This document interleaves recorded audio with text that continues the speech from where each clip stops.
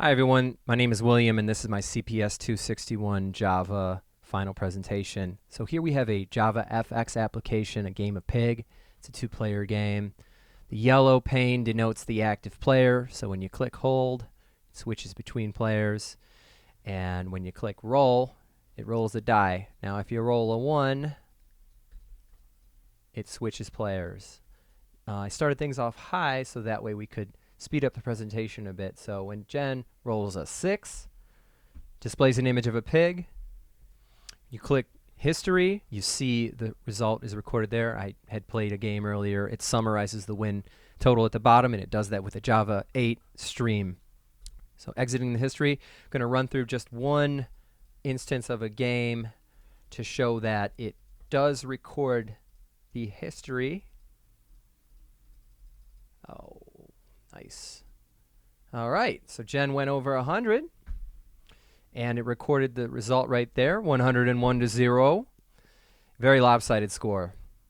So let's check out my code now. Going into Eclipse. It is a classic model view controller style application. I elected not to use the scene builder for JavaFX and instead compose my views based on a class, just classes. So before we look at the views though, I want to just look at the models first.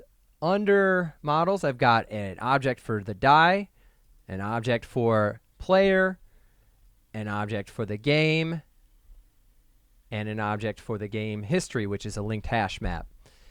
Each of these basically saves the game properties, has the accessors and mutators, and then also has the logic by which each object will behave throughout the application.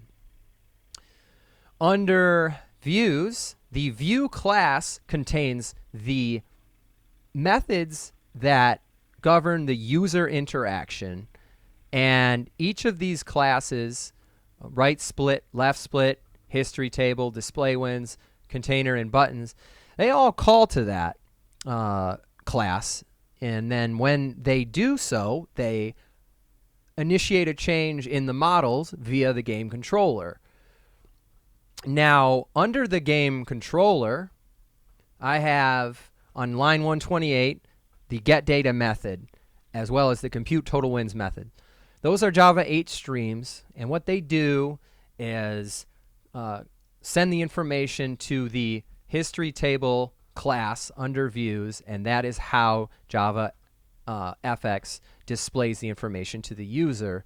Now there's one caveat. Because I was having some difficulty with getting the linked hash table to display in Java 8 or JavaFX, I had to create an additional data object under models, which essentially formats the information line by line to be displayed in that table.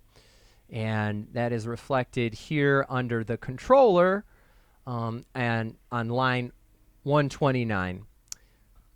Now, under the game controller, I wanted to experiment a bit with state management and JavaFX. And so I have just a basic state method called run.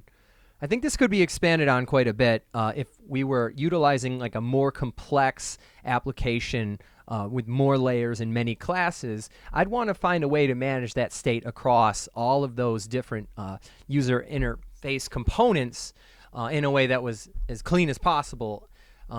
So I thought maybe that could be done under the controller. And so I just started that process here, and I hope to reuse this code again in the future in a larger application. So that pretty much covers all aspects of my presentation. I want to thank you for your hard work this semester under what was some pretty challenging circumstances. And thank you for your time and taking to review my application, and best of luck. Oh, and by the way, if anyone would like to connect with me, I can be reached on GitHub at github.com/hubishbet. All right, that's all I got. My time's up. See you later.